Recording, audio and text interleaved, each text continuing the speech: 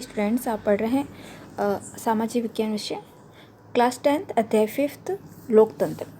इस चैप्टर के अंतर्गत जो है हम आपका चल रहा था सेकंड पॉइंट जो है लोकतंत्र से संबंधित विभिन्न सिद्धांत एवं दृष्टिकोण। हम लोकतंत्र के विभिन्न जो पार्ट्स थे ये कहें कि लोकतंत्र को जितने भागों में जो इसके विभिन्न रूप थे उसके बारे में पढ़ा, लोकतंत्र होता क्या है उसके बारे में हमने पढ़ा। नेक्स्ट पॉइंट जो रहता है हमारा वह रहता है लोकतंत्र संबंधी विभिन्न सिद्धांत व दृष्टिकोण। लोकतंत्र के संबंधित कौन से सिद्धांत होते हैं, उनका किस प्रकार का दृष्टिकोण होता है, उसके बारे में जो है हम पढ़ना स्टार्ट करेंगे। लोकतंत्र स्वयं में एक विस्तृत विचारधारा है और विद्वानों में इस तथ्य पर मतभेद है कि लोकतंत्र में सत्ता का वास्तविक उपभोग कौन करता है अथवा सत्ता का वास्तविक उपभोग किस वर्ग के द्वारा किया जाना चाहिए, शासक व शासित वर्ग में किस प्रकार के संबंध होते हैं और लोकतंत्र की मूल्य व्यवस्था क्या होनी चाहिए। इस प्रकार के चिंतन के परिणाम स्वरूप लोकतंत्र के विभिन्न सिद्धांत एवं दृष्टिकोण प्रस्तुत किए गए हैं। देखिए, अब सभी को पता है कि जिस प्रकार की प्रणाली को आज वर्तमान में अपनाया जा रहा है, आज की सत्ता में कोई भी शासक वर्ग में आ सकता है, किसी भी वर्ग का व्यक्ति जो है उच्च सत्ता को स्थापित हो सकता है।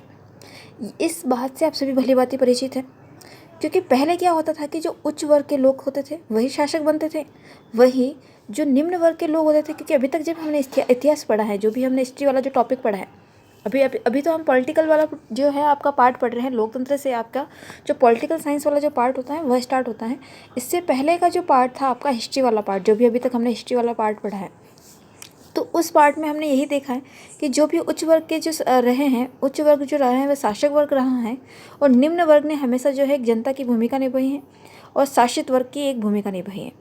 लेकिन जब हम पॉलिटिकल साइंस पढ़ते हैं तो यहाँ पर पॉलिटिकल साइंस अपने वर्तमान को बताती है कि वर्तमान में किस प्रकार की सत्ता स्थापित है।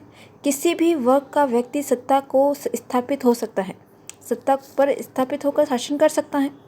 ठीक है, तो इससे रिलेटेड जो है कुछ सिद्धांत और दृष्टिकोण है लोकतंत्र से संबंधित, तो उसको जो है हम पढ़ने जा रहे हैं। देखिए, पहला पॉइंट क्या है।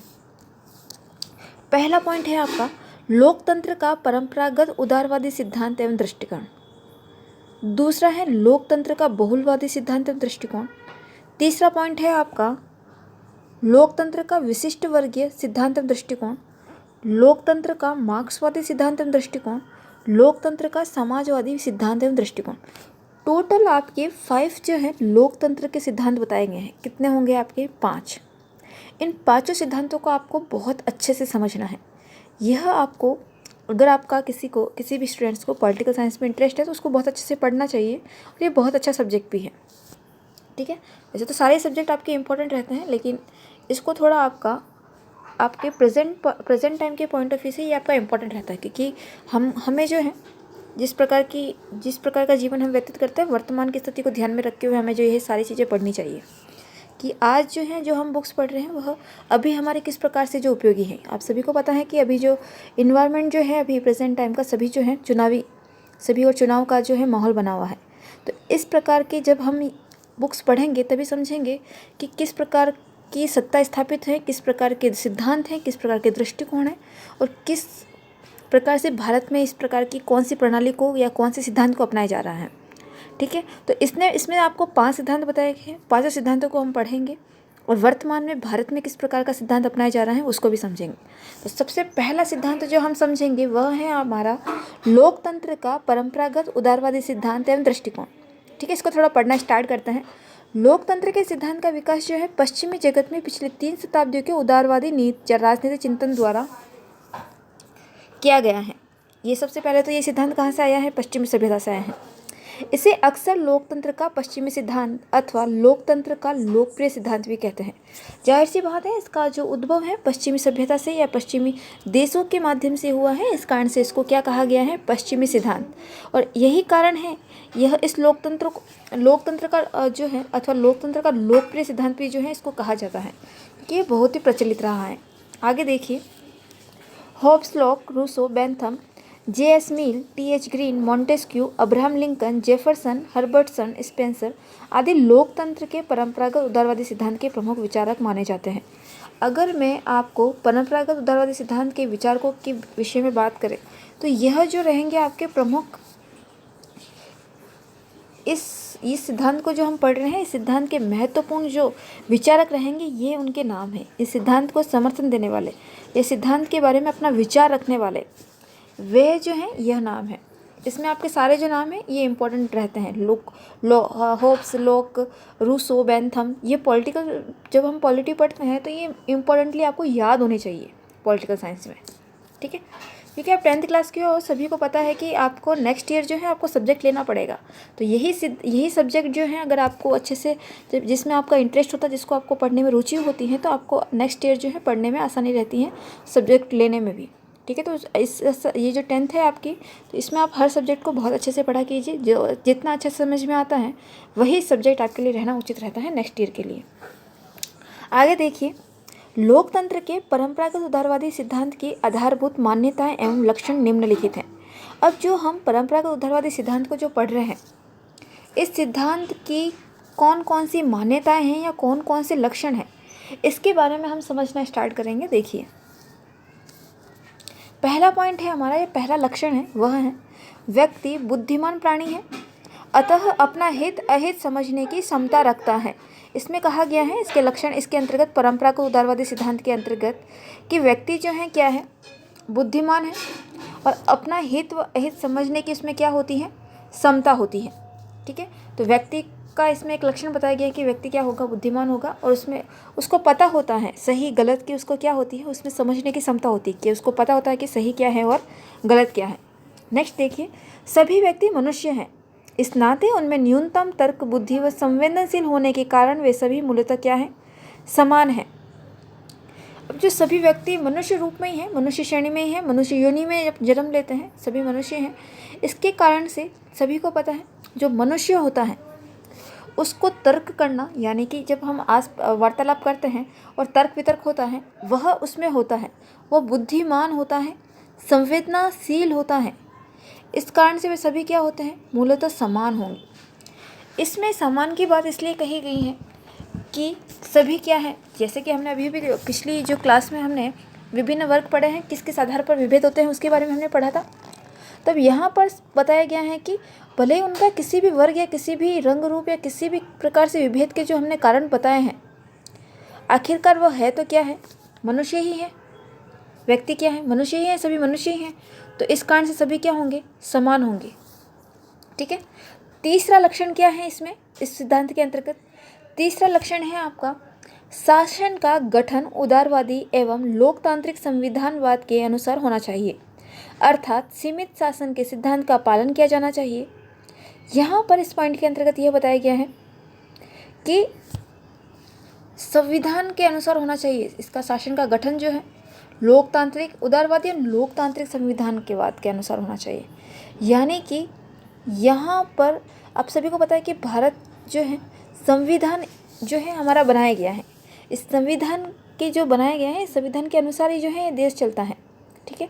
तो यहाँ पर जो संविधान, जो लोकतांत्रिक संविधान बनाया गया है उसके अनुसार ही जो है उसका ये शासन का जो गठन है उसके अनुसार ही होना चाहिए, ठीक है। तो ये सीमित शासन के सिद्धांत का भी क्या किया जाना चाहिए, पालन किया जाना चाहिए। नेक्स्ट पॉइंट रहता है, शासन यानी सरकार की शक्ति का आधार क्या होता है, जनता की इच्छा, अतः सरकार राजनीतिक सत्ता की मात्र न्यासी यानी ट्रस्टी होती है।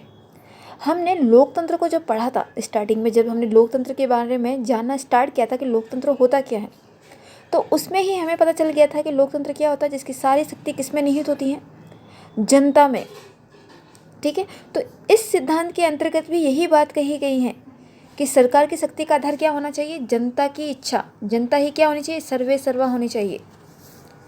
नेक्स्ट पॉइंट देखिए, शासन के संचालन के निश्चित एवं आधारभूत नियम हैं, जैसे शासन का संचालन जनता द्वारा, जनता के प्रतिनिधियों द्वारा किया जाना चाहिए। शासन के गठन एवं संचालन में बहुमत के सिद्धांत का पालन किया जाना चाहिए। शासन को जनता के प्रति उत्तरदायी होना चाहिए। शासन का उद्देश्य व्यक्ति का हित होना चाहिए। इसमें कुछ समझाने वाला वैसे है नहीं, सभी को पता है, समझ में आ गया होगा। जनता द्वारा होना चाहिए संचालन।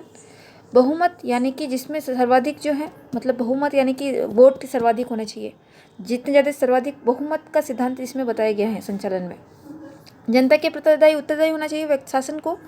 और शासन का उद्देश्य क्या होना चाहिए? व्यक्ति का हित। व्यक्ति का हित इसके लिए क्या है? क्योंकि व्यक्ति द्वारा ही जब व्यक्ति जो जनता है वो खुद जो है अपना शासन चुनती है, तो उसकी इच्छा के अनुसार तो कार्य होना ही चाहिए।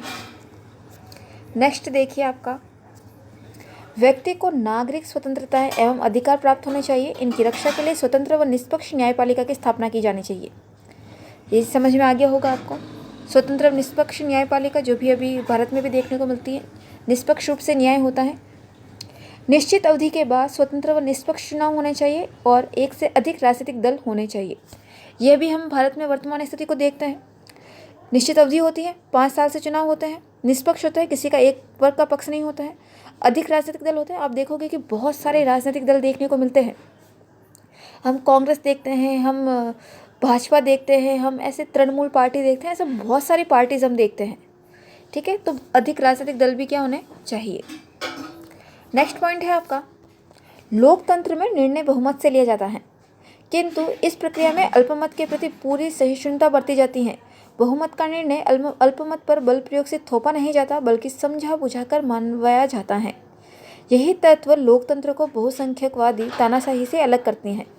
यहाँ पर बहुमत से ऐसे यानी कि अल्पमत के प्रति सहिष्णुता, इसको किस प्रकार से बताया गया है आपको बता दूं मैं। जो चुनाव होते हैं तो एक तो जनता द्वारा होता है, जब एक मुख्य वापस उसके मुखिया को चुना जाता है, उन सब में से, उन सदस्यों में से एक मुखिया को चुना जाएगा, जैसे कि मुख्यमंत्री हो गया, आपका प्रधानमंत्री हो गया।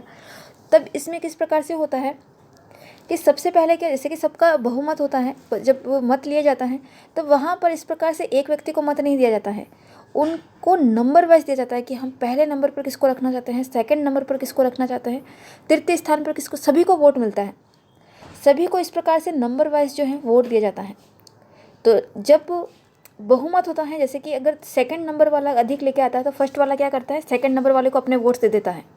तो इस कारण से जो अल्पमत वाला जो व्यक्ति होता है उसको भी क्या, वह भी जीतने की उसमें आशा होती है।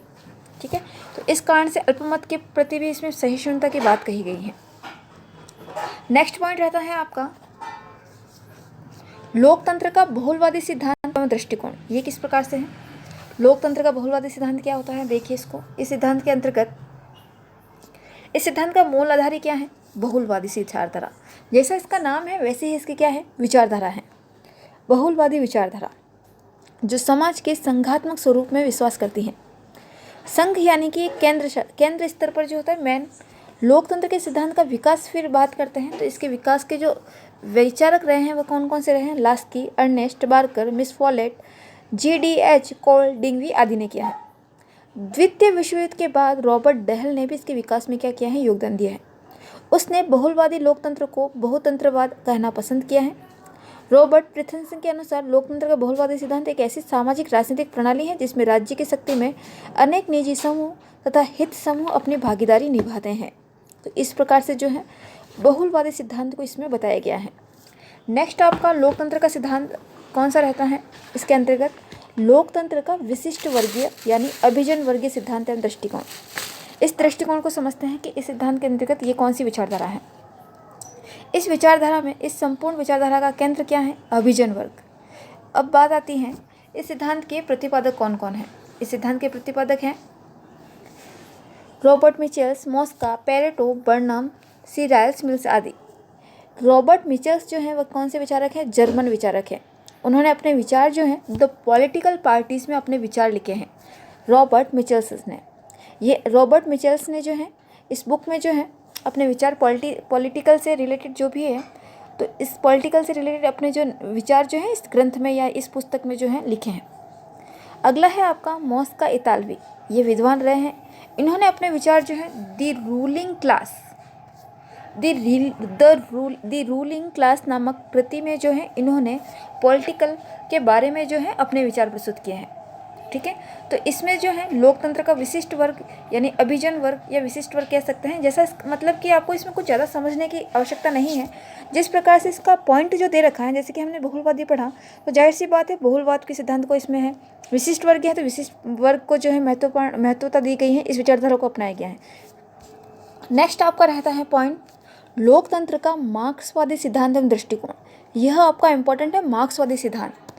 मैंने आपको बताया था मार्क्सवादी सिद्धांत के बारे में आपका ये बार बार आपको जो है ये नाम पढ़ने को मिलेगा। ठीक है, तो ये आपका इंपॉर्टेंट रहता है मार्क्सवादी सिद्धांत। इस सिद्धांत में क्या होता है, इस सिद्धांत में लोकतंत्र के विशिष्ट रूप को प्रस्तुत किया जाता है जो अपनी प्रकृति से एक प्रकार का आर्थिक लोकतंत्र है। यह आपका आर्थिक यानी आर्थिक क्षेत्र को महत्वपूर्ण इसमें आर्थिक क्षेत्र को लेकर होता है। यहाँ पर आर्थिक क्षेत्र से रिलेटेड होने के कारण इसको नाम ही जो है आर्थिक लोकतंत्र से रिलेटेड इसको कर दिया गया है। ठीक है, तो इसकी प्रकृति किस प्रकार से होगी, इकोनॉमी की को देखते हुए इसका जो है लोकतंत्र में आर्थिक लोकतंत्र को इसमें जो है बताया जाएगा। किंतु मार्क्सवादियों ने इसे जनवादी लोकतंत्र कहना पसंद किया है। वैसे तो इसको आर्थिक लोकतंत्र की श्रेणी में रखा गया है, लेकिन जो मार्क्सवादी हैं उन्होंने इसको क्या नाम दिया है, जनवादी लोकतंत्र। यह विचार जो है कार्ल मार्क्स, फ्रेडरिक एंजेल्स की विचारधारा में दिखाई पड़ता है। आपको जहाँ कहीं भी मार्क्सवादी नाम सुनाई देता है तब आपको इसके साथ में ये नाम रिलेट करना है कार्ल मार्क्स का। ये विचार जो है कार्ल मार्क्स की देन है, तो डायरेक्टली आपको मार्क्सवादी से कार्ल मार्क्स को याद रखना है। ठीक है, अगर इसके अलावा हम किसी इस विचारक की बात करें तो इसके व्यवहारिक रूप लेनिन, स्टालिन, माओ से तुंग आदि ने दिया है। ठीक है, अगला जो नेक्स्ट आपका रहता है लोकतंत्र का समाजवादी सिद्धांत एवं दृष्टिकोण। इसको देखिए, लोकतंत्र का समाजवादी सिद्धांत लोकतंत्र के उदारवादी सिद्धांत तथा मार्क्सवादी सिद्धांत के समन्वय से बना है। जो भी हमने ये सिद्धांत पढ़े हैं, समाजवादी, उदारवादी, मार्क्सवादी, इन सिद्धांतों को मिलाकर जो है यह सिद्धांत बना है। यह उदारवादी लोकतंत्र में निहित व्यक्ति के राजनीतिक स्वतंत्र तथा मार्क्सवादी लोकतंत्र में निहित आर्थिक समानता के आदर्शों को एक साथ ही प्राप्त करना चाहता है। लोकतंत्र का समाजवादी सिद्धांत लोकतंत्र के जिस स्वरूप पर बल देता है उसे प्राय लोकतांत्रिक समाजवाद भी कहा जाता है। इस सिद्धांत में क्रांति व हिंसा के साधनों के स्थान पर विकासवादी व संवैधानिक साधनों में विश्वास करता है। इस सिद्धांत में वैसे जाहिर सी बात है, अगर हम पॉलिटिकल साइंस पढ़ रहे हैं तो जाहिर सी बात है यहाँ पर क्रांति और हिंसा जैसे साधनों का यूज़ तो बिल्कुल ही नहीं हो रहा होगा। आप देखोगे कि भारत जो चलता है, ये देश जो चलता है, शासन जो चलता है, संविधान के अनुसार चलता है। यहाँ पर कुछ क्रांति देखने को वर्तमान में नहीं मिलती है, हमें ना हिंसा देखने को मिलती है। तो यह किस पे विश्वास करता है, संवैधानिक साधन पर। ठीक है, इनके अनुसार संसदीय व्यवस्था वाले उदारवादी लोकतंत्र के माध्यम से व्यक्ति की राजनीतिक स्वतंत्रता की रक्षा भी संभव है और इसके द्वारा आर्थिक समानता के आदर्श को भी प्राप्त किया जा सकता है। जाहिर सी बात है, जब से हमने इस चैप्टर स्टार्ट किया है तब हमने एक ही बात को देखा है, क्या देखा है, समानता। सभी व्यक्तियों में समानता देखने को मिलती है। ठीक है, तो यही जो है पॉलिटिकल, ये जो आपका लोकतंत्र है इसी पे देता है, इसी पे जो है दबाव देता है, इसी पे जोर देकर जो बात कहता है, सभी को समान अवसर और समान जो है, क्योंकि पहले जब हमने हिस्ट्री पढ़ते हैं तो यहाँ पर हमें ऊंच नीच की भावना अधिक देखने को मिलती है। उच्च वर्ग का व्यक्ति ही शासन को स्वीकार करता है, जबकि निम्न वर्ग का व्यक्ति, जनता जो है शासन द्वारा शासित होती है। तो यहाँ पर जो है अभी वर्तमान स्थिति को देखते हुए यहाँ पर सभी को समान अधिकार दिए हुए हैं। यहाँ पर जनता द्वारा जो है एक सभी को समान अधिकार देते हुए सभी को जो है चुनाव प्रणाली में अपना मत देने का समान अधिकार होता है। इसी प्रकार से जो है हमने इन सिद्धांतों के बारे में पढ़ा और जाना। कल की क्लास में जो है हम लोकतांत्रिक शासन के जो प्रकार होते हैं उनके बारे में हम पढ़ना स्टार्ट करेंगे। आज के लिए इतना ही। Thank you.